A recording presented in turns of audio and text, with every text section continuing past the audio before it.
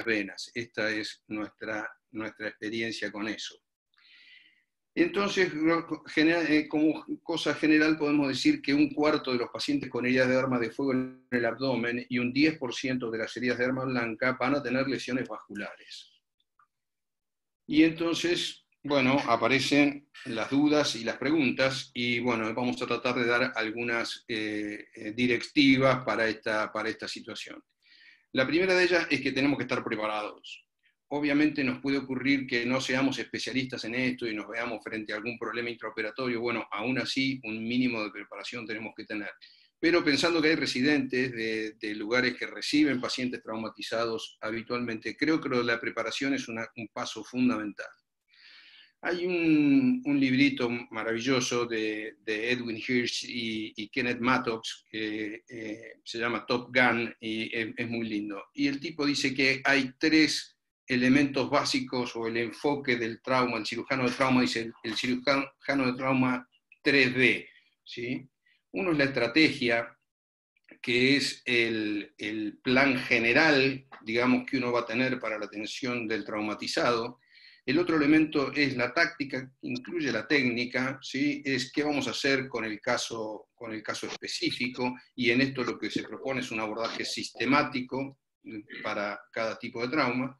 Y por último, una cosa que al menos en algunos lugares nos cuesta mucho, es que la comunicación en el equipo es esencial.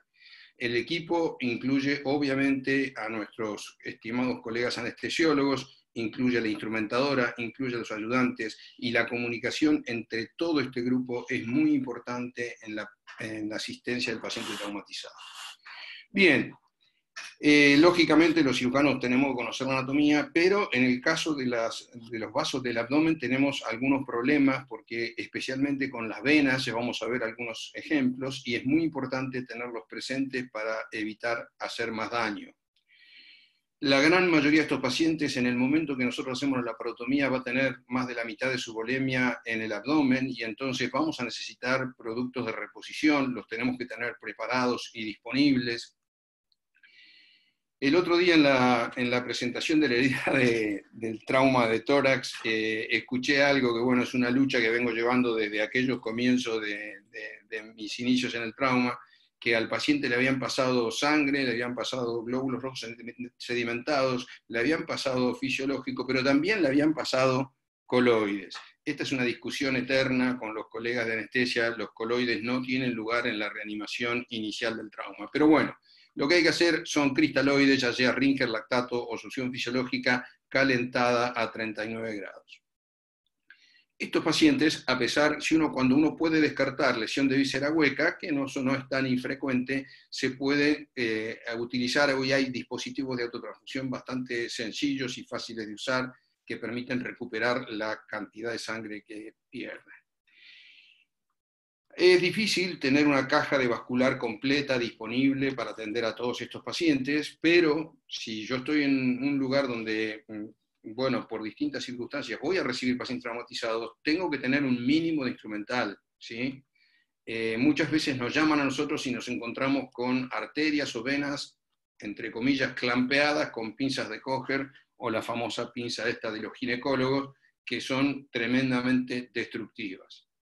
Y otro elemento que es muy importante, y quizás en nuestro medio no lo es tanto, pero yo creo que aún en nuestro medio es así, es que, sobre todo en el interior, por ahí nos está ayudando alguien que puede ser o un ginecólogo o un médico general o alguien que pasaba por allí, y en estas situaciones necesitamos tener la cantidad y la calidad de ayudantes necesarios para poder salir adelante. Crítico punto de la atención del trauma vascular es la aspiración. Nunca es suficiente, ¿sí? Idealmente debemos contar por lo menos con 2 aspiraciones cuando iniciamos la cirugía, y tenemos que estar seguros de que esa aspiración funcione. Va a ser esencial para lograr el primer paso de nuestra estrategia. Un elemento que existe en balones oclusivos comerciales, pero básicamente los podemos reemplazar con una sonda de Foley de grueso calibre, comprobar que el balón no esté pinchado. Tenemos que tener suturas monofilamento, preferiblemente por el polipropileno, de 3, 4 y 5 ceros con la aguja finita y grande. Lamentablemente muchas veces nos pasa cuando no llevamos, nosotros estamos tan acostumbrados a esto que vamos a los lugares a operar con nuestras suturas, porque si uno pretende darle una sutura a un vaso grande como la ven acá o la aorta con una agujita mínima es prácticamente imposible y lo más probable es que se nos desgarren los tejidos. Y por último tendríamos que tener por lo menos catéteres de Fogarty número 4, número 5 para poder hacer una trombectomía en los vasos del abdomen. Bien, 2 palabritas sobre la hipotermia. La hipotermia es un problema muy serio. Prácticamente todos los pacientes con lesiones vasculares abdominales están hipotérmicos. Están hipotérmicos porque están mojados, porque tienen la mitad de su volemia, como dijimos antes, dentro del abdomen, porque nosotros además le vamos a agregar una laparotomía grande, los vamos a eviscerar, y entonces tenemos que ser muy cuidadosos con este tema. Ya todos sabemos que la hipotermia es un elemento muy crítico en la atención de todo paciente traumatizado. La hipotermia se agrava inevitablemente, hagamos lo que hagamos, a medida que va pasando el tiempo, la temperatura central del paciente va bajando, por eso también el tiempo es crítico, ¿sí? Tenemos entonces que prevenir y tratar agresivamente la hipotermia cuando estamos con estos pacientes. Recordemos que los calentadores externos nunca hay que ponerlos en los miembros, porque si el paciente tiene una lesión vascular y el miembro está isquémico y yo le agrego calor, le aumento el gasto metabólico a ese tejido que está sin irrigación y empeoro la situación. Entonces el calentamiento tiene que ser en la zona del cuello, en la zona de la cabeza, ¿sí? O si tenemos sistemas de calentamiento desde abajo que no son muy efectivos, pero es otro elemento. Lo que nosotros hacemos de rutina es cubrir al paciente con una lámina de nylon que cubra todo el cuerpo del paciente y entonces el calor de estos ventiladores, digamos, se difunde por la superficie del cuerpo que no está incluida en los campos quirúrgicos. Hay una serie de dispositivos sofisticados para calentar distintos tipos de fluidos, pero lo que hoy no falta en ningún quirófano es un simple microondas que si bien no nos permite calentar la sangre, sí lo podemos hacer con todas las demás soluciones que le vamos a aportar al paciente. Bien, cuando tenemos contacto con el servicio de asistencia prehospitalaria, bueno, esto es lo que se llama pacientes de cargar y llevar, no hay que perder tiempo en la escena, la reanimación hay que hacerla en camino y el lugar donde tiene que estar este paciente es en un quirófano, así que rápidamente hay que llevarlo.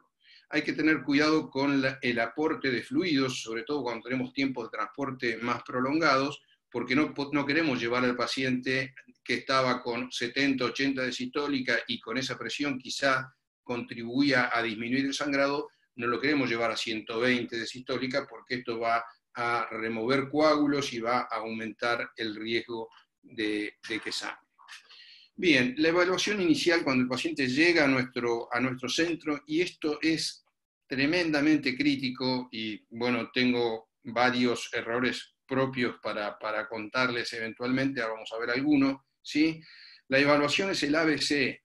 Lo primero que va a matar al paciente que tiene un tiro en el abdomen va a ser la pérdida de la vía aérea. Si se choca y pierde la conciencia y en la base de la lengua se le cae para atrás, se va a morir por hipoxia porque no puede respirar. Lo segundo que lo va a matar en el tiempo son los problemas de la ventilación y recién después lo va a matar el shock. Entonces nunca olvidarse de seguir este caminito con el paciente que ya les digo viene con un arma blanca clavada francamente en el abdomen, no hay ninguna duda, pero también hay que seguir este caso. Este es un paciente bastante comprometido con el alcohol, que lo atropella un auto y nos llama por sus evidentes lesiones vasculares. Bueno, nosotros lo vemos, decimos, mirá, no, acá no se puede hacer nada con este hombre, hay que amputarlo, se le hace la amputación bilateral, pero no seguimos el caminito. Y 3 días después, en terapia intensiva, el paciente hace una peritonitis y tenía este hermoso agujero en el estómago que pasó inadvertido durante todo ese tiempo. Esa es la lógica del ABC. Entonces, la C del ABC es la de circulación con control de hemorragia y es allí a donde aparece el sangrado dentro del abdomen. Otro detalle que tomo de la charla anterior es que cuando un paciente llega a estar hipotenso, perdió entre el 30 y el 40% de su volemia. Esto quiere decir que para una volemia de 5 litros, este paciente ya sangró 1.800, 1.700 mililitros, y entonces recién ahí va a aparecer la hipotensión. Antes de eso, puede haber sangrado hasta 1.500 mililitros y no tener hipotensión. Entonces, paciente hipotenso con un trauma abdominal, hay que pensar que tiene una lesión vascular. Bien, algunas veces tenemos la posibilidad durante la evaluación inicial de hacer un control del sangrado externo. Por ejemplo, en heridas en las zonas inguinales o en el abdomen bajo, ¿sí? Podemos introducir un dedo en la herida y tratar de comprimir el vaso que sangra, o hacer un taponamiento extraluminal con un balón, con la sonda Foley en el trayecto y cerrar la piel encima, y esto nos permite ahorrarle al paciente pérdida de sangre. Pero básicamente, ninguna maniobra durante la evaluación inicial debe demorar la cirugía. Si yo ya sé que el paciente tengo que hacer una laparotomía, lo tengo que llevar al quirófano porque es el mejor lugar para hacer la reanimación. No perder tiempo con estudios o con cosas que demoren la llegada al paciente al quirófano, ¿sí? Siempre con la administración juiciosa de fluidos para evitar el sangrado, como decíamos anteriormente. Bien, nuestro plan empieza después de la preparación, con el abordaje, ¿sí? Y todos los agentes anestésicos, con la excepción probablemente de la ketamina, son todos depresores miocárdicos. Entonces, un paciente que ya está en shock, que ya está con su función cardíaca en el límite, en el momento de la inducción anestésica, nos ha pasado muchas veces, el paciente se para. Y entonces nosotros tenemos que tener todo listo antes de que comience la anestesia. Mientras el anestesista pone las vías y demás, antes de que haga la inducción, preparamos los campos y estamos listos para abordar el abdomen. La toracotomía de reanimación tiene indicaciones específicas, hablamos un poquito, creo, el otro día, pero en el caso de las lesiones abdominales puras, solamente está indicada en las lesiones más altas, porque tenemos medidas, como vamos a ver, para controlar el resto. Y si tenemos la posibilidad, creo que ahora en el hospital tienen hemodinamia, de utilizar un balón intraórtico, es controvertido también el uso, pero hay bastantes trabajos que recomiendan. Es un balón que se introduce a través de la arteria femoral y se infla en la aorta torácica y reemplazaría a la toracotomía de reanimación, permitiendo la perfusión del cerebro y del corazón y evitando el sangrado. Si está disponible, es una muy buena alternativa. Bien. Respecto de las incisiones, tenemos que pensar que podemos necesitar abrir el tórax porque no podemos controlar el sangrado en el abdomen, y tenemos que tener preparadas las zonas inguinales porque podemos necesitar algún tipo de injerto venoso que lo vamos a sacar de esa parte. Bien, una vez que abrimos el abdomen, evisceramos el intestino delgado, ¿sí? Evacuamos los coágulos y acá empieza nuestro plan, ¿sí? ¿Qué vamos a hacer? Vamos a tratar de controlar temporariamente el sangrado con distintos tipos de medidas según sea trauma penetrante o trauma cerrado. Desde ya, esta imagen del dedito es la recomendación más importante que yo les puedo hacer. Realmente la hemostasia por compresión, ya sea con la mano o con el dedo o tomando el pedículo de un órgano, es súper efectiva para el control temporario. Una vez que logramos controlar el sangrado inicial, completamos la exposición. Después vamos al control definitivo del sangrado, con clamps como corresponde, con la herida bien expuesta, y ahí tenemos que tomar la decisión, si hacer una reparación definitiva o hacer una estrategia de control del daño. Bien, el control temporal del sangrado en trauma cerrado, ¿sí? Lo vamos a lograr con un PAC en los 4 cuadrantes, ¿sí? Y eventualmente con clampeo del pedículo hepático, que después vamos a mostrar. La maniobra de compresión de los órganos sólidos, como el hígado o el vaso, por un ayudante que los comprima con compresas, ¿sí? Es una buena medida para el control del sangrado inicial, y la maniobra de Pringle para el clampeo del pedículo hepático. tenemos que recordar que el PAC no reemplaza el control vascular. El PAC es una medida que nos sirve como estrategia de control del daño y nos sirve en algunas situaciones, pero si yo tengo una solución de continuidad en la pared de la aorta o tengo seccionado un vaso de gran calibre, no lo vamos a solucionar con el PAC. Y la otra cosa es que nos tenemos que asegurar que nuestro packing sea efectivo, porque no basta con poner un montón de compresas y si no controlamos que esto pare el sangrado, ¿sí? Bien, eso en trauma cerrado. En trauma penetrante, tratar de identificar el sitio de sangrado y poner un dedito que muchas veces con el dedo sobre el orificio que está sangrando, paramos toda la cosa, nos permite reanimar al paciente, nos permite calentarlo, nos permite disponer de sangre o de glóbulos rojos o lo que sea necesario, ¿sí? Y es muy poco probable que hagamos daño con el dedo. A veces tenemos el vaso a la vista porque el hematoma lo disecó y entonces podemos hacer un clampeo con clamps, ¿sí?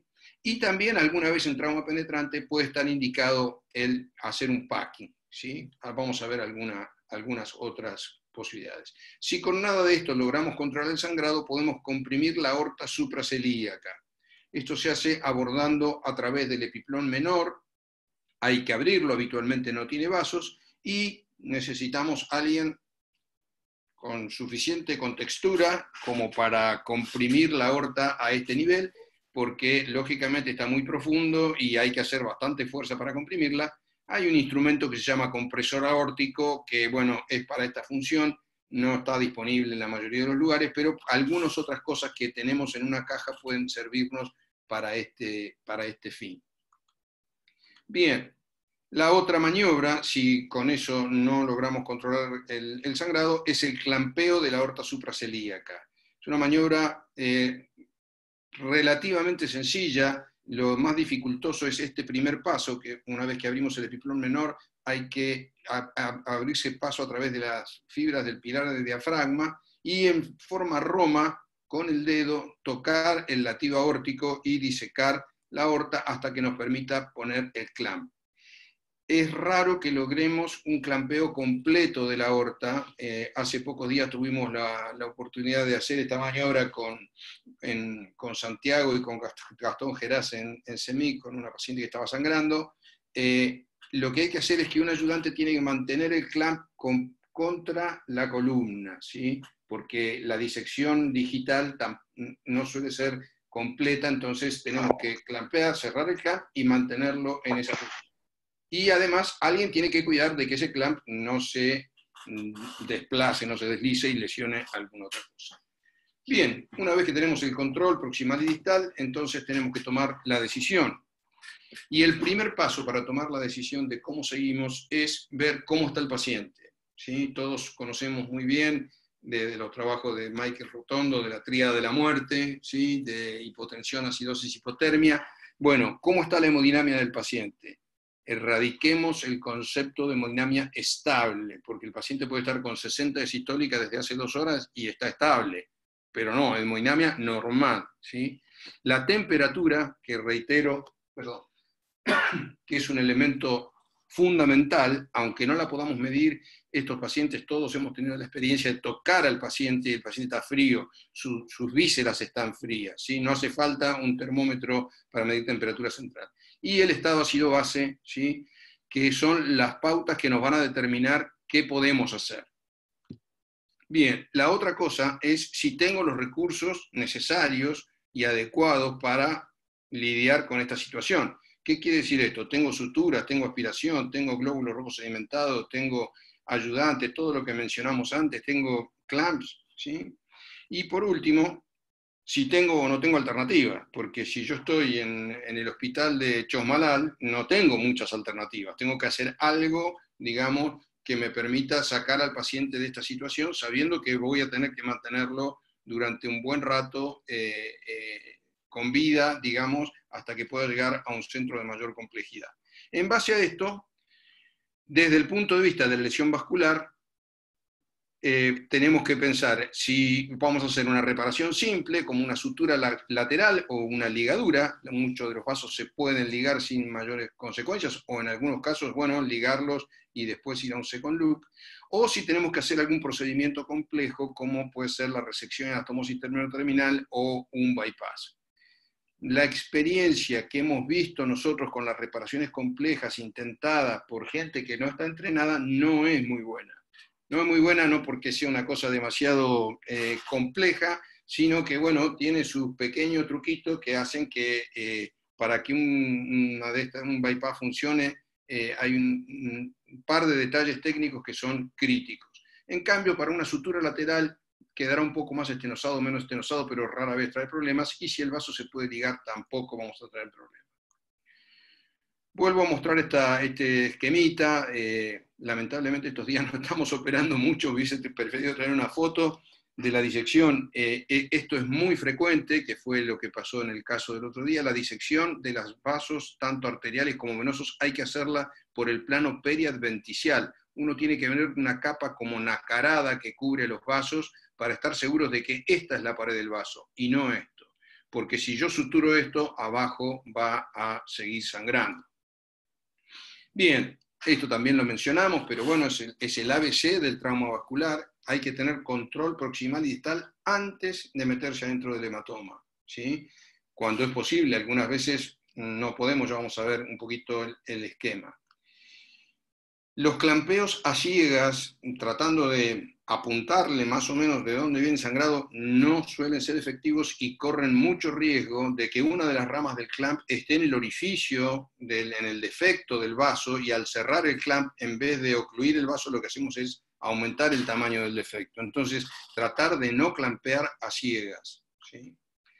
Y tener mucho cuidado con las venas del abdomen, vamos a ver después cuáles, que son especialmente frágiles y muy fáciles de lesionar. Bien, el abordaje sistemático incluye el abordaje por zonas del abdomen, ¿sí? Esto ya es una cosa bastante conocida por todos. La zona 1 es la zona central del abdomen, donde tenemos la aorta, la vena cava y el nacimiento de los vasos viscerales.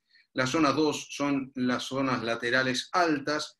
La zona 3 es la de los vasos ilíacos y la pelvis. Y por último, la zona 4, que no era posible representar en este esquemita, que es la zona de la porta y la mesentérica.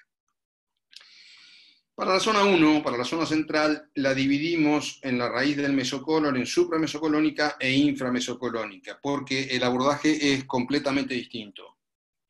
En la zona supramesocolónica es zona crítica, ¿sí? Tenemos un pequeño segmento de aorta diafragmática, nace el tronco celíaco, nace la mesentérica superior y nace las arterias renales, y a esto lo llamamos aorta visceral.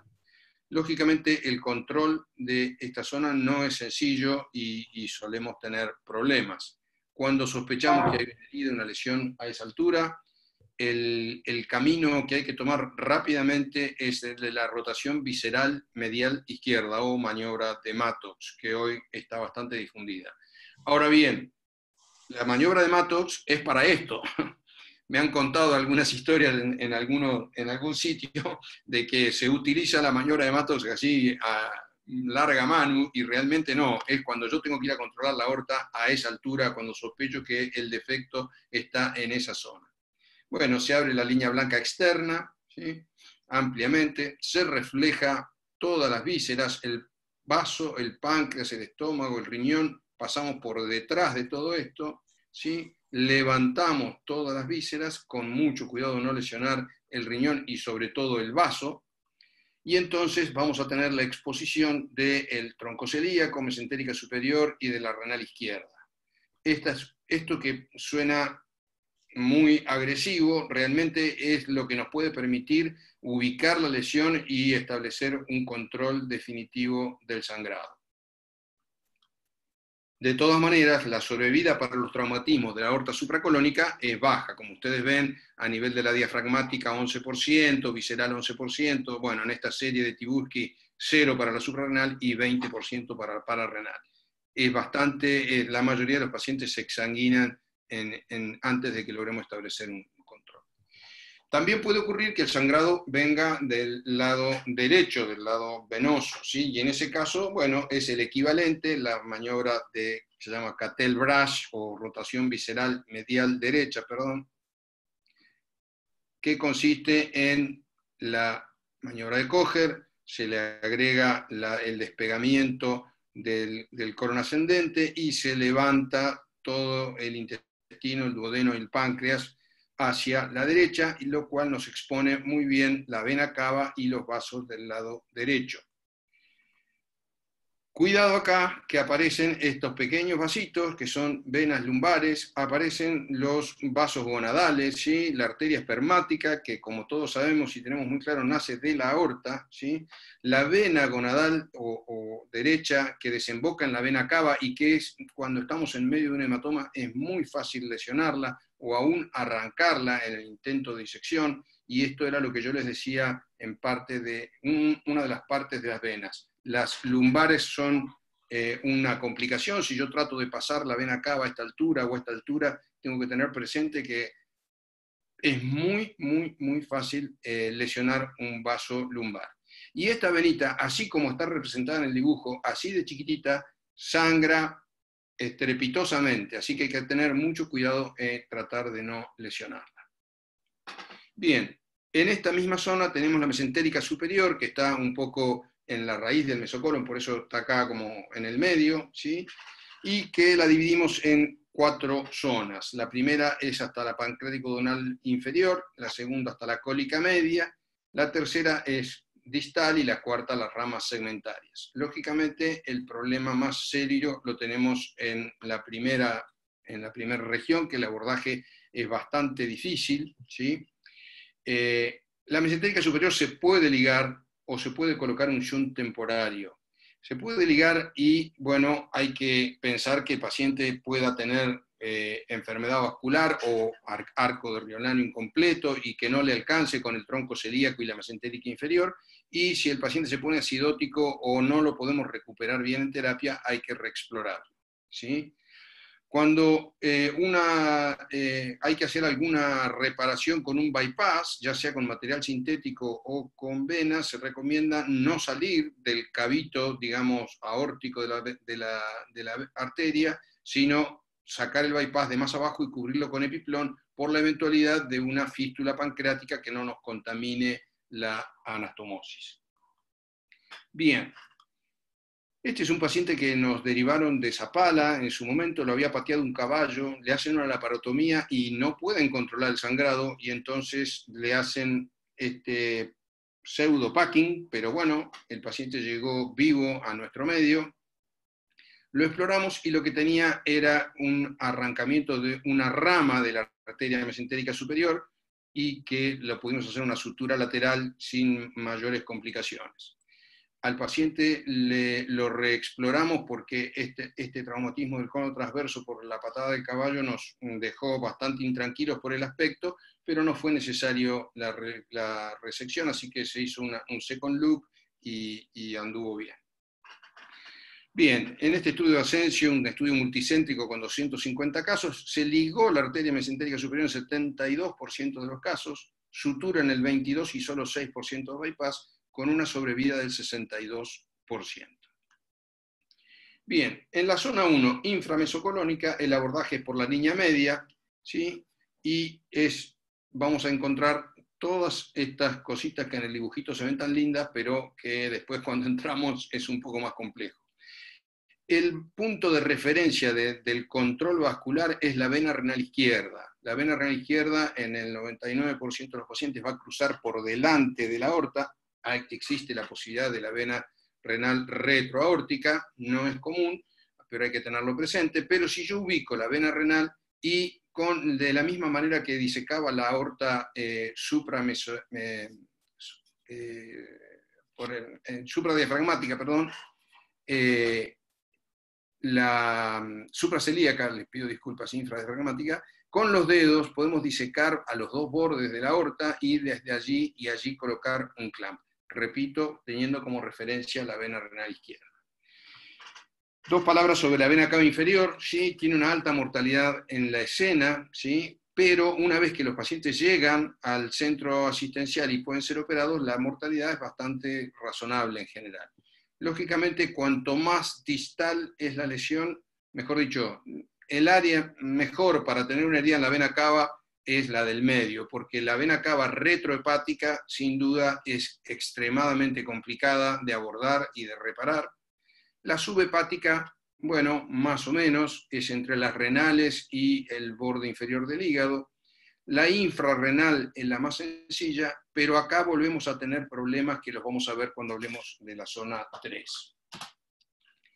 El control proximal y distal, como estábamos diciendo, es difícil. Hay que tener presente las colaterales, ¿sí? Ya sea las venas gonadales, las venas lumbares, que son muy fáciles de lesionar, lo reitero. Vamos a mencionar de pasada el aislamiento hepático para la zona de las lesiones retrohepáticas. Vamos a ver alguna esquemita. Pero un concepto más importante de esto es que si el hematoma en esta zona está contenido, lo recomendado es no explorarlo, ¿sí? Dado que el control es muy difícil. Hace algunos años nos llamaron los cirujanos pediátricos por un chiquito de 6 o 7 años que se había caído y tenía un gran hematoma retrohepático. El chico era cero negativo, no había sangre para pasarle, y bueno, decidimos no explorarlo y afortunadamente anduvo bien, ¿sí? Es una zona en la que, como hay otras, vamos a ver después, es mejor no meterse. La mortalidad de los que llegan vivos al quirófano es aceptable, 35%, ¿sí? Los resultados son similares para la ligadura o para la reparación. Sorprende un poco este tema de ligar la vena cava, pero bueno, si yo estoy en una situación donde el paciente está exsanguinándose y necesito aplicar una estrategia de control del daño, hay que hacer una ligadura de la cava con las precauciones que vamos a ver enseguida, ¿sí? Nuestro objetivo es parar el sangrado y disminuir el tiempo de shock. Después veremos a ver qué pasa con lo que ocurre, que es el edema y demás. Bueno, esto es el dibujito del shunt atrio cava. Realmente hay que hacer una esternotomía, hay que hacer una jareta en la aurícula y pasar o un drenaje de tórax habiéndole hecho perforaciones a nivel de la aurícula, o un tubo endotraqueal con las mismas características para poder inflar el balón por debajo, pero la verdad es que es muy raro encontrar una situación en la cual esto sea posible y que el paciente sobreviva hasta que podamos hacer todo esto. Esto no es mi experiencia, sino que es lo que dice también la bibliografía. Es una maniobra de excepción y bueno, hay que tenerla presente como recurso técnico. Bueno, este es un paciente nuestro con una herida penetrante, otro recurso, ¿sí? La herida había perforado el duodeno, ahí está el orificio en la cara anterior de la cava, y a través de ese orificio, ampliándolo un poco, pudimos suturar desde el lado de adentro la cara posterior de la vena cava. Todo esto, lógicamente, habiendo logrado previamente el control proximal y distal. Este es otro paciente con una lesión intraoperatoria durante un vaciamiento retroperitoneal. Se llevaron un buen pedazo de vena, tal es así que tuvimos que poner un parche de PTFE para poder reparar el defecto. Bien, si consideramos, si es necesaria la ligadura, bueno, hay que considerar hacer fasciotomía en los miembros, o por lo menos vigilar muy de cerca que no desarrolle un síndrome compartimental, elevar los miembros inferiores y colocarle o venda elástica, o si tenemos la posibilidad de hacer compresión neumática intermitente, es mejor, lógicamente, que la venda elástica. Bien, la zona 2 es la zona de los vasos renales, o lateral alta, ¿sí? Es relativamente más fácil de abordar, la mortalidad es entre un 15 y un 20%, pero con una posibilidad de función del riñón, de preservación de la función renal del 30 al 40%. Y entonces dicen Hirsch y Mattox, bueno, ahí después viene la frase, ¿no es cierto? Pero básicamente no hay que matar al paciente tratando de salvar el riñón. El riñón, si el otro está sano, bueno, no pasa nada, y si seguimos tratando de hacer maniobras de reparación iterativas y que fracasan, perdemos al paciente. En el caso del trauma cerrado en esta zona, el hematoma hay que explorarlo solamente si es expansivo, si es pulsátil o si está parcialmente abierto. Si el hematoma no late, no se expande o no está abierto, lo mejor es dejarlo cerrado. disculpen, anteriormente se creía o había mucho temor a las pérdidas de la vía urinaria, pero hoy con todos los métodos endourológicos es relativamente sencillo de controlar, ya sea por arriba o por abajo, con nefrostomía percutánea o con un doble J por abajo. Entonces la exploración de la vía urinaria no nos preocupa qué pase con eso y, de nuevo, no perder al paciente tratando de salvar el riñón. Bien, en caso de que tengamos que abrir el hematoma, tenemos que controlar la arteria y la vena renal en su origen antes de meternos en el hematoma. Y acá está la frasecita de Mattox, ¿sí? No matar al paciente tratando de salvar un riñón. Bueno, esta es la vena cava, la vena renal derecha y la arteria renal derecha, ¿sí? Y este es el dibujito. En esta zona, antes de meternos sobre el hematoma, buscamos el control de los vasos renales, que fue lo que tuvimos que hacer días pasados, como les comentaba. Una paciente con un tumor renal izquierdo que estaba con un gran hematoma pulsátil, ¿sí? Muy importante, y bueno, le clampeamos la aorta supracelíaca, controlamos el origen de los vasos y después nos metimos en el hematoma y afortunadamente la señora evolucionó en forma favorable. Dos palabras sobre la trombosis de la arteria renal por trauma cerrado, ¿sí? Es algo que hay que sospecharlo, es poco frecuente, ¿sí? Pero son pacientes con caídas de altura o con traumatismos directos, ¿sí? Y solamente el 40% tiene hematuria. El diagnóstico se hace por imágenes y tenemos hasta 6 horas para intentar la reparación y salvar algo del parénquima renal. El mecanismo del trauma es que cuando el paciente cae parado, por ejemplo, el riñón sigue viajando, digamos, una vez que el cuerpo paró y se produce un desgarro de la íntima. No hay ningún sangrado, no hay grandes hematomas ni nada, simplemente se rompe la íntima, la arteria se trombosa y por eso es muy importante sospecharlo. Bien, la zona 3, que se ve tan linda acá en el dibujito, ya en el próximo dibujito no se ve tan linda porque está llena de venitas, vasitos, arterias y cosas que son muy sangrantes, ¿sí? Y muy difíciles de controlar. Una cosa es poner un clamp en los vasos ilíacos o en la aorta, y otra cosa es meterse en esta zona que además, de nuevo, en el dibujito se ve muy linda, pero cuando uno está ahí suele ser complicado el control de sangrado. Por lo tanto, lo mismo que con el riñón, con la zona 2, en trauma cerrado, cuando hay un hematoma pelviano contenido por el peritoneo, lo indicado es no abrirlo. El propio peritoneo le está haciendo de PAC y lo conveniente es dejarlo sin abrir. En el caso del hematoma que esté abierto, ¿sí? Bueno, tenemos que cerrarlo con un packing, ¿sí? Y tratar de controlar los vasos con angiografía, si la tenemos disponible. Si estamos en el interior y no tenemos disponible angiografía, bueno, hay que meterse. Recuerdo una vez, no sé si estará escuchando esto Daniel Alonso, fuimos a dar un curso de trauma a Chosmalal y estábamos cenando la noche y nos llaman del hospital, que tenían un paciente con un hematoma en la pelvis abierto y que estaba sangrando y que no lo podían controlar, y bueno, lo pudimos suturar y evolucionó favorablemente. Bien, en trauma penetrante, ¿sí? Cuando hay un hematoma pelviano importante o ausencia de pulso distal, hay que sospechar lesión de los vasos ilíacos, entonces hay que tomar control desde la aorta o desde el nacimiento de los vasos ilíacos, ¿sí? Antes de abordar el hematoma. Ojo, porque los uréteres cruzan sobre esta zona, ¿sí? Y en medio del hematoma es bastante fácil confundirlo y lesionarlo, ya sea con los clamps o con el electro o en el intento de entrar al hematoma. La zona más difícil es donde se superponen, donde se entrecruzan la arteria ilíaca primitiva derecha sobre la bifurcación de la vena cava, ¿sí? Es una zona extremadamente difícil, ya sea para la ilíaca, la vena ilíaca primitiva izquierda, para la vena ilíaca primitiva derecha o para la propia vena cava. Esto es variable en la altura. Acá atrás tenemos el promontorio, digamos, que empuja hacia adelante, la aorta que empuja hacia atrás, entonces es una situación siempre compleja.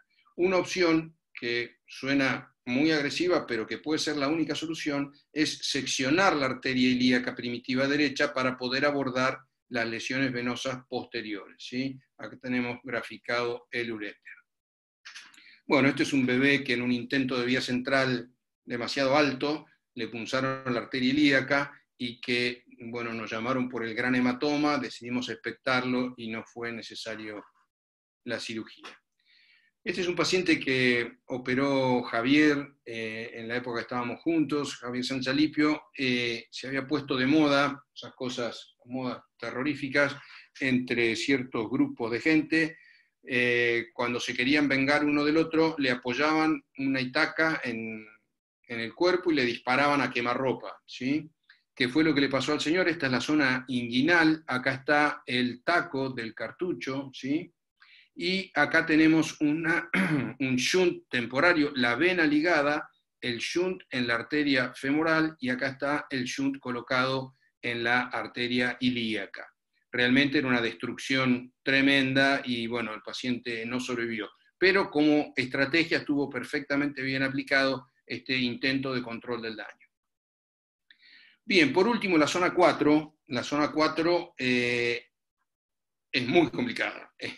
Es muy complicada porque no hay nada a la vista, ¿sí? Lo que tenemos a la vista es el páncreas y el duodeno, ¿sí? En un plano que pueden estar lesionados los vasos pancreáticos duodenales. En un segundo plano tenemos los vasos porta y la arteria mesentérica, la vena esplénica y la vena porta, y en un tercer plano tenemos la aorta, la vena cava y los vasos renales.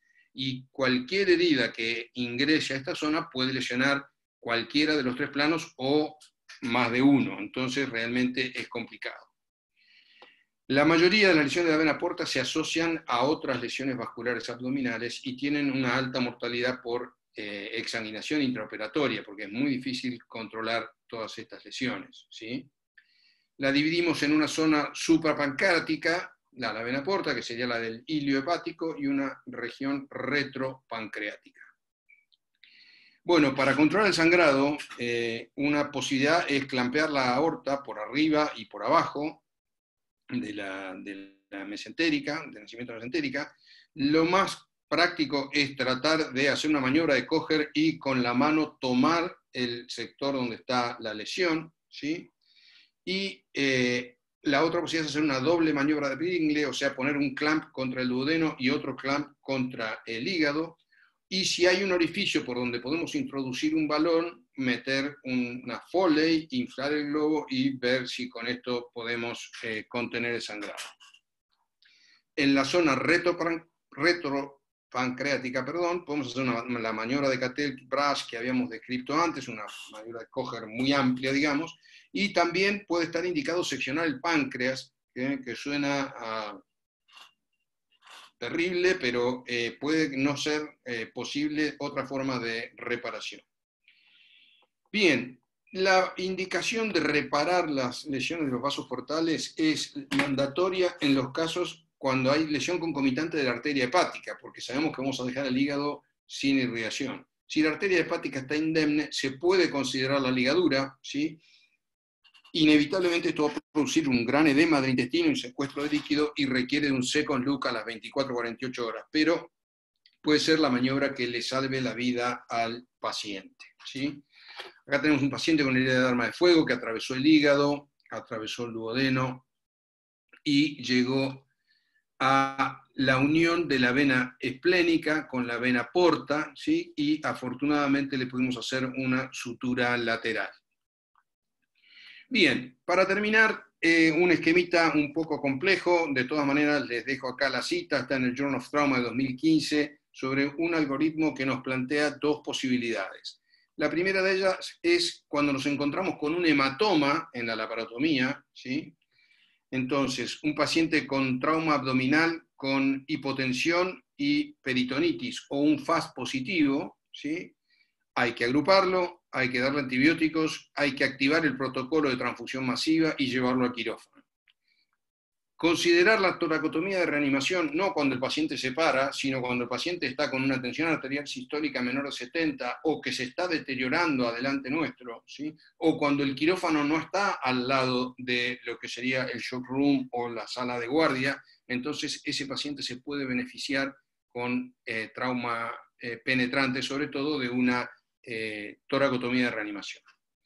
En la zona 1 supramesocolónica, lo que mencionamos, rotación visceral medial izquierda, sección del pilar izquierdo del diafragma y control de la aorta diafragmática. En la zona inframesocolónica, para el trauma penetrante, exponer en la raíz del mesenterio y control proximal de la aorta infrarrenal. Si no hay lesión aórtica, entonces pensamos en abordarlo por el otro lado, que sería completar, digamos, todo el despegamiento retroperitoneal con la rotación visceral medial derecha y controlar vena cava inferior y renales. En la zona 2, para el trauma penetrante, exponer los vasos renales en su origen, como mencionamos, y control proximal de arteria y venas renales antes de entrar al hematoma.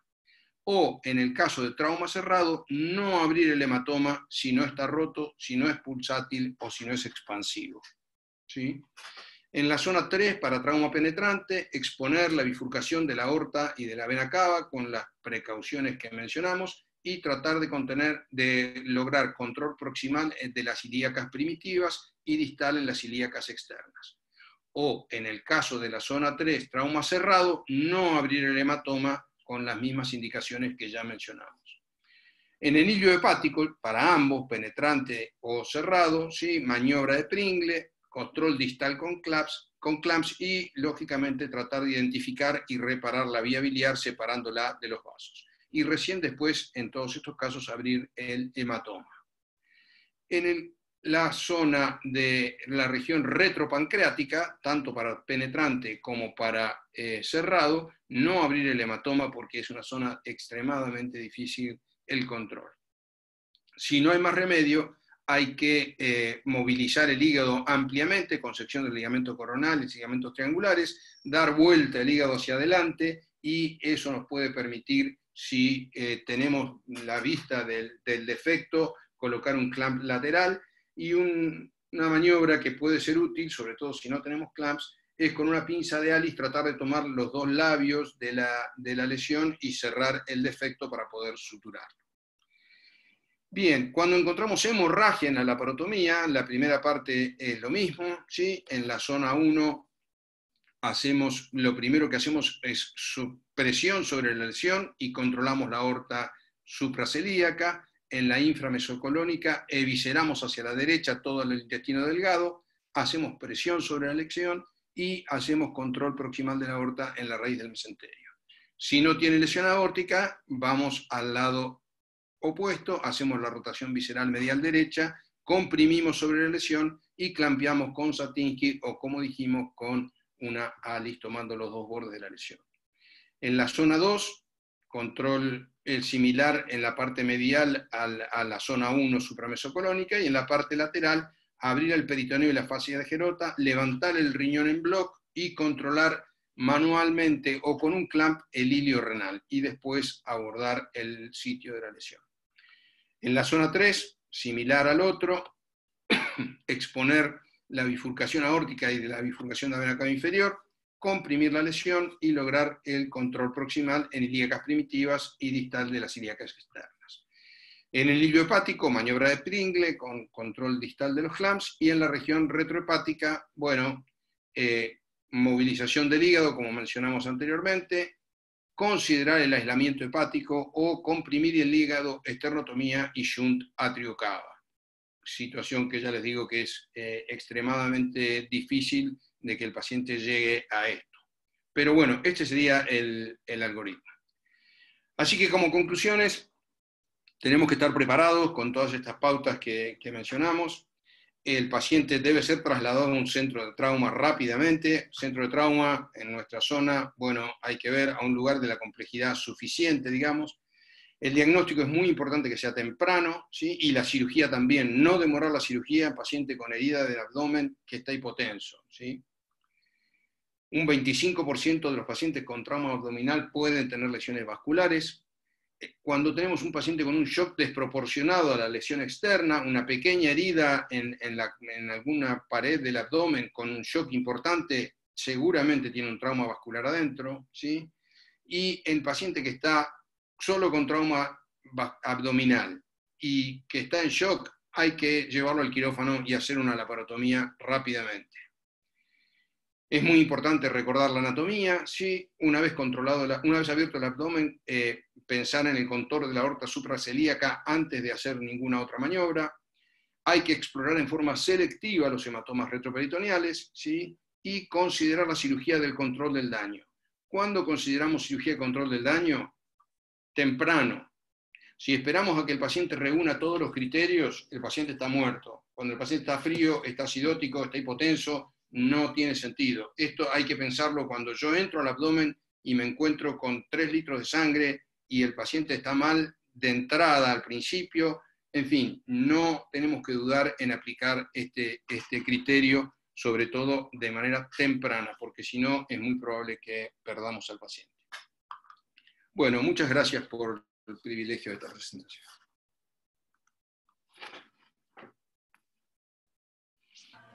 Bueno, muchas gracias, Daniel. Muy clara la exposición. La verdad que fue un lindo repaso de anatomía también y de conceptos básicos. Me parece que está bueno por ahí dividir un poco en los que por ahí no hacemos trauma habitualmente, pero que tenemos que estar preparados en la cirugía electiva también y en la cirugía gastrointestinal a tener algún problema vascular y tener estos conceptos claros básicamente de control de daño inicial. Yo no sé si alguno quiere hacer alguna pregunta puntual, habilitan el micrófono, si quieren hacer algún comentario. Yo quisiera hacer una pregunta, Germán. Adelante. Daniel, vos hiciste una consideración sobre las lesiones iatrogénicas. ¿Podrías hacernos algún comentario al respecto? Bueno, cuando surgió lo de la charla, tuve la duda. Hicimos nosotros también un trabajito sobre lesiones vasculares iatrogénicas hace unos años, y bueno, esa era una de las posibilidades. Tenemos dos trabajos al respecto, 2 revisiones. Una es sobre las lesiones iatrogénicas en general, y otra que quizás hubiese sido interesante para ustedes, pero bueno, todo no se podía, es sobre lesiones vasculares en cirugía laparoscópica. Y bueno, sí, hay una serie de consideraciones respecto de eso.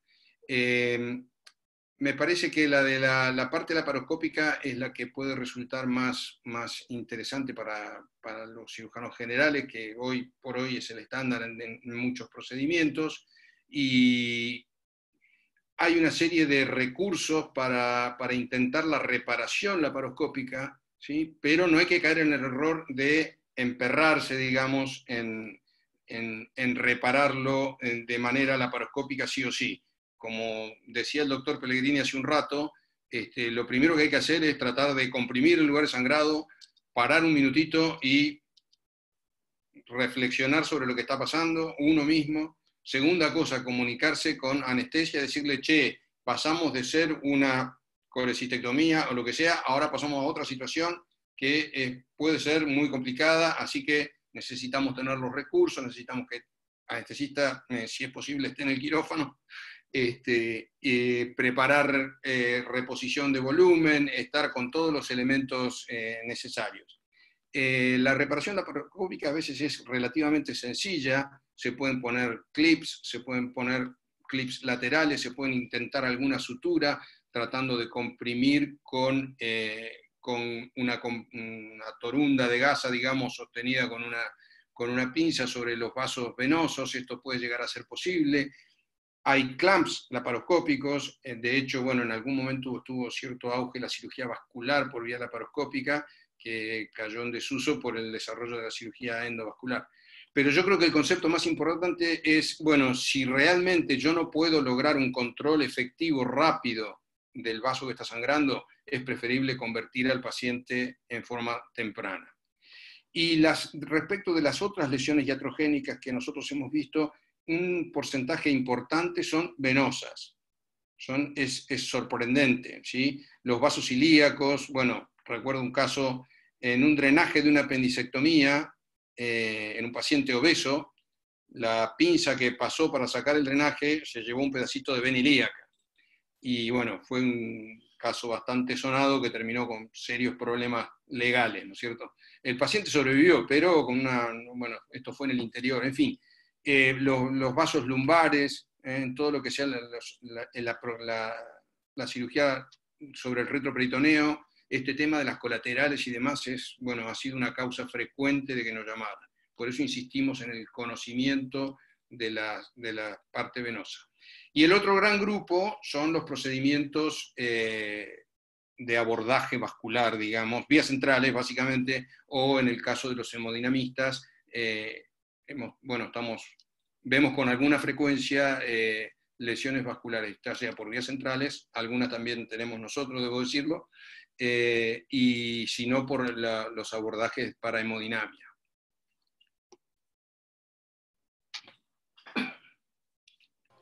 Muy bien. ¿Alguna otra consulta o alguna opinión? Hola, buenas noches. Sí, adelante, Alfredo. Hola, Daniel, buenas noches a todos. Daniel, te quería hacer una consulta sobre el tema de las lesiones de arteria mesentérica superior. Diste un número, por ahí no tengas el resto, porque a veces es difícil tener todo, pero dijiste que había un 69% de sobrevida. Aquellos que fallecían, el fallecimiento era por el sangrado mismo, por el shock, o en casos, si lo tenés en la cabeza, en casos de ligadura por complicaciones intestinales producto de esa ligadura. No. El tema es así, el primer segmento de la mesentérica superior es muy difícil. Nosotros, cuando hacíamos ablaciones para trasplante renal, uno despega todo sin mayor preocupación por lo que quede arriba de la aorta, digamos, o de la vena renal, no te preocupa. Pero hay que clampear la aorta arriba de las renales. Para estar seguro que uno está arriba de las renales, hay que ligar la mesentérica superior. Si bien es una situación donde no te importa el páncreas y no te importa nada, es una zona muy difícil. Hay toda una serie de tejido denso, fibroso, de ganglios, adenopatías, el plexo solar. Es muy difícil disecar y ligar la arteria mesentérica superior en el contexto de una herida en esa zona, ¿sí? Así que es por eso que se recomienda la ligadura. La mayoría de las muertes son por exsanguinación y no por complicaciones. Pensando en general que es población joven, son pacientes jóvenes con arterias sanas y compensan con el tronco celíaco y la mesentérica inferior. Sí, eso era un poco pensando como cirujanos generales, digamos, que por ahí las probabilidades de lesiones a ese nivel en cirugía por ahí es factible, ¿no? Por eso te hacía esa consulta. De lesiones que no sean por herida. No, claro, digamos, como recién decía José, tenemos la chance de la iatrogenia, digamos, o de la lesión inadvertida, sobre todo en la percópica. Sí. Difícilmente en esa zona, Alfredo. Sí. La lesión más común, o las dos lesiones más comunes en cirugía laparoscópica son la lesión de la aorta directa por el trocar cuando uno entra. Claro. En un paciente delgado, ¿sí? La aorta está a 2 centímetros de la piel, a la altura del promontorio. Entonces es muy fácil, si uno entra en forma perpendicular, realmente está muy cerca, ¿sí? Entonces por eso se recomienda entrar en forma angulada, levantar la pared siempre y entrar angulado hacia abajo, eso lo saben ustedes mejor que yo. También se puede lesionar los vasos ilíacos, pero la otra lesión bastante o más frecuente es de los vasos epigástricos por los puertos laterales, que al no ponerlos suficientemente laterales, digamos, porque uno en el momento lo decide en base a lo que está viendo, pero hay que mirar siempre a la pared por transiluminación, si es posible, para evitar los vasos epigástricos. Pero sería muy raro una lesión tan alta, ¿no? En la laparoscopía. No, gracias a vos, Alfredo. Bueno, si no hay algún otro comentario, le vamos a Karina. Hola, buenas noches. Felicitaciones, Doc, la verdad un gusto la presentación. Quería saber qué opinaba sobre el uso del ácido tranexámico y la reposición de calcio en las transfusiones masivas, esto como parte de la reanimación. Bien, no tengo experiencia personal en el uso de ácido tranexámico. Lo que uno lee es que, bueno, en los protocolos de estos pacientes que uno les cambia la volemia, digamos, bueno, puede ser una opción, pero sinceramente yo no tengo experiencia personal. Respecto al uso de calcio, tampoco, en alguna época se enfatizaba mucho la importancia del calcio por el secuestro que podía haber de calcio por la transfusión masiva, pero hasta donde yo lo manejo te diría que hoy por hoy no se considera un elemento esencial.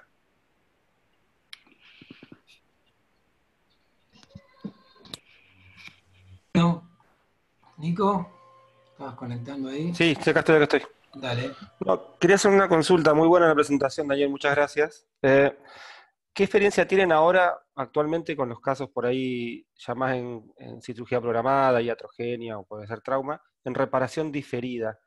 En el sentido de por ahí una situación en la cual no contamos con un equipo entrenado en cirugía vascular, de urgencia, en el trauma o en el interior, y ante la situación de tener que decir, bueno, tengo que paquear al paciente para poder estabilizarlo y derivarlo a un lugar donde lo pueden reparar, una reparación definitiva, y que después ustedes reciban ese paciente, ¿cómo lo ven, lo han tratado, cómo les ha ido con esa experiencia? Mira, lamentablemente, soy muy viejo. Yo soy de la era pre-pack.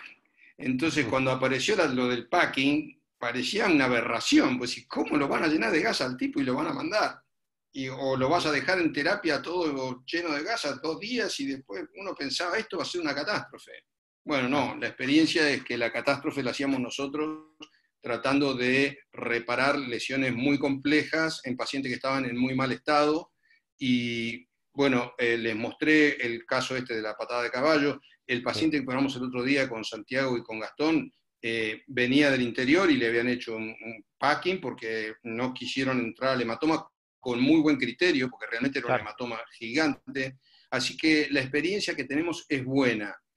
Repito el concepto de que si uno está pensando en control del daño, hay que hacerlo temprano. No esperar que el paciente agote su reserva fisiológica para decidir hacer el control del daño, sino tenerlo como recurso desde el principio. Pero tenemos buena experiencia y te repito, yo era el primer escéptico cuando apareció esto como moda, entre comillas, y realmente creo que es una excelente solución cuando uno no tiene la posibilidad, o cuando el paciente, sobre todo, no está en condiciones de tolerar una cirugía de 2 o 3 horas para hacer una reparación.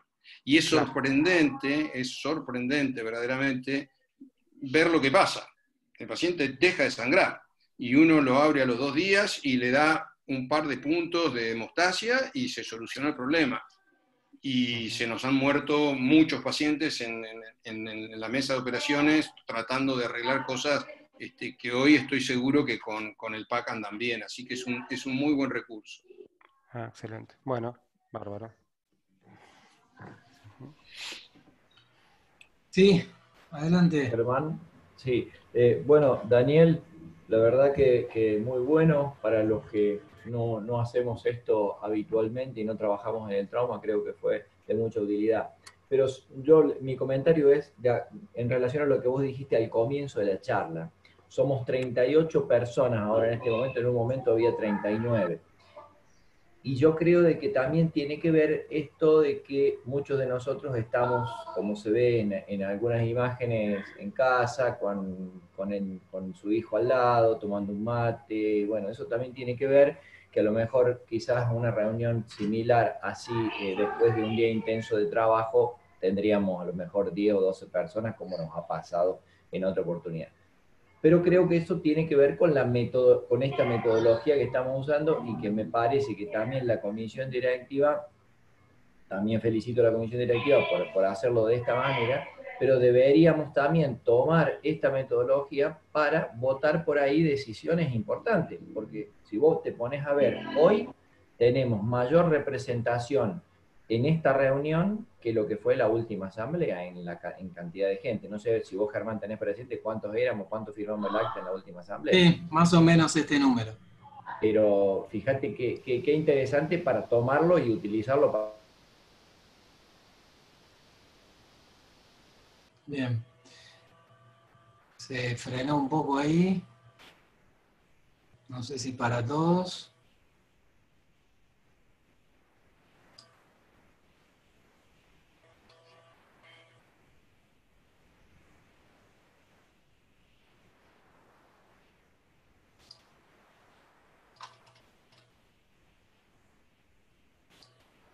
Para poder saber que el que está hablando es el que dice ser, ¿no es cierto? Pero sí, coincido, me parece, Mario, que es un buen instrumento. Sin duda que estamos en un momento en el que todos tenemos menos trabajo, estamos o mejor dicho, tenemos otra forma de trabajo.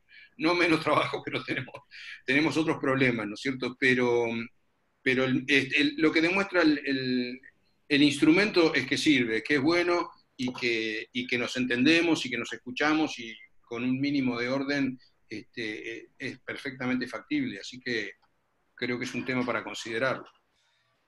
Bien, el doctor Loconte creo que tenía una pregunta. Marco, habilita ahí. Hola, buenas noches. Gracias, Doc, por la presentación. Impecable. Muchísimas gracias.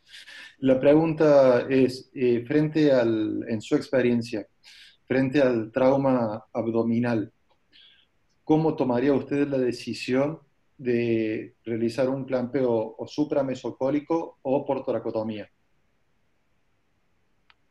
Bien, si el paciente tiene una herida abdominal baja, ¿sí? A ver, creo que tiene mucho que ver con la experiencia que uno tenga. Por eso Obviamente, la si yo pregunta. no... Perdón. Por eso la pregunta, perdón, disculpe. Sí, yo creo que nosotros tenemos la experiencia, bueno, que la estamos perdiendo lamentablemente, o mejor, lamentablemente no, la estamos perdiendo por suerte, de los aneurismas de aorta. Entonces, el paciente con un aneurisma de aorta complicado, realmente uno llega a clampearle la aorta en 2 minutos. Suena medio fantasioso, pero yo les aseguro que lo hemos hecho varias veces, ¿sí? El paciente chocado con apenas el anestesista lo durmió, le hacemos una laparotomía, metemos la mano y en 2 minutos tenemos la aorta clampeada. Entonces, ese enfermo le ahorramos una toracotomía. ¿Sí? El otro día, cuando me llamaron los muchachos, ya estaba el abdomen abierto, pero no sé, Santi, cuánto habremos tardado, o Gastón, si están por ahí, en el clampeo de la aorta supracelíaca, tardamos 3 minutos, 5 minutos, una cosa así, en lograr el control. Y ya estábamos considerando la toracotomía, porque la verdad que tenía un hematoma retroperitoneal gigante. Entonces, si yo no tengo mucha experiencia, probablemente voy a lograr el control más rápido con una toracotomía, porque una vez que abrí el tórax, la aorta la palpo, la clampeo, es muy difícil hacer alguna lesión a esa altura, es muy fácil el control, pero le metimos una toracotomía, que es otra incisión, violamos la pleura, en fin, tiene sus cosas. Sin duda es un excelente recurso y de nuevo creo que es un recurso que hay que usarlo temprano, no esperar a que el paciente se pare. Paciente que llega con 80 de sistólica, le empezamos a pasar volumen, la presión sigue bajando y tiene una lesión abdominal aislada, bueno, a ese enfermo, si yo no tengo mucha experiencia en el manejo del abdomen, de los vasos del abdomen, probablemente se beneficie de una toracotomía. En el caso de los que estamos más o menos acostumbrados a esto, ya les digo, el control abdominal supracelíaco y, por supuesto, infrarrenal puede ser bastante rápido. Muchas gracias. Don Naranjo. Hola, ¿qué tal? Buenas noches, chicos. 2 cosas. Daniel, excelente la presentación. Agradecido por la misma y comentarles respecto a este caso que hiciste mención, y en honor a la verdad, si no hubiese llegado Daniel, yo estaba preparado, es más, había pintado porque iba a hacer la toracotomía, porque el hematoma, sinceramente, el que tenía esta paciente, era muy difícil hacer un control supracelíaco. Daniel hizo mención a esa situación, es bastante compleja. Ustedes saben que también estoy en el equipo de ablación renal, y cuando hay que ir a ligar la arteria mesentérica superior, que dijo Daniel, y bien lo dice, no pasa nada porque uno puede romper, porque sabe que lo que va a buscar es lo necesario y lo otro se puede quedar roto, no es tan sencillo. Así que, como como enseñanza, está muy bueno saber dónde ir y cómo buscarlo al supracelíaco, pero creo que aquellos que no tienen tanta experiencia, de los cuales me incluyo, digamos, para presentarles un caso que fue hace exactamente 7 días, yo hubiera tomado la decisión de hacer una toracotomía porque era bastante complejo hacer el manejo de esa lesión. Y respecto a lo que no quiero dejar pasar, lo que dijo Mario Gelfi con respecto a esta situación que hoy se está dando.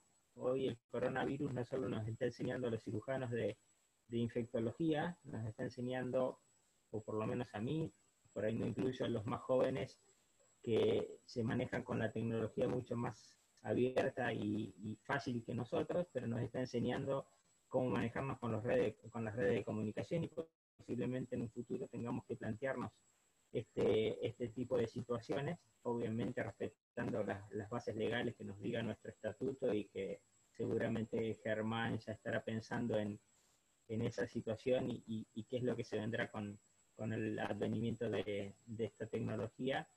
Y lo bueno de esta situación es que también, si uno lo ve de alguna manera, quizás me equivoque, pero opino de esta manera, despersonaliza un poco y ayuda a poder igualar de alguna manera. Hoy yo lo estoy mirando a cada uno de ustedes en la pantalla, Daniel con más canas, veo a los residentes del servicio, y creo que ayuda a tener un poco más de libertad de expresión este tipo de redes sociales. Quizás me equivoque, pero me parece que sería beneficioso. Así que nada, agradecer la oportunidad que tenemos todos de poder comunicarnos de esta manera, y celebro toda esta iniciativa que ha tenido esta nueva comisión directiva, porque la verdad que da gusto que podamos tener este tipo de encuentros entre todos. Creo que la sociedad también se engrandece de esta manera y no solo peleando un honorario quirúrgico. Un abrazo para todos. Bueno, vamos a ir dando el cierre entonces. Para la semana que viene ya tenemos otro Ateneo programado con el doctor Acevedo presentando un caso interesante. Ya se está actualizando la página de la sociedad y están saliendo con anticipación las invitaciones ahí a los Ateneos y los links, como para hacerlo también participativo a algún no socio que le interese en esta etapa que hay tanta información académica, puedan entrar también a los Ateneos de la Sociedad de Cirugía del Comahue. Así que, bueno, agradecido de nuevo, Daniel, por la presentación, a todos por participar, y nos estamos viendo. No, gracias a todos por la audiencia. Muchas gracias.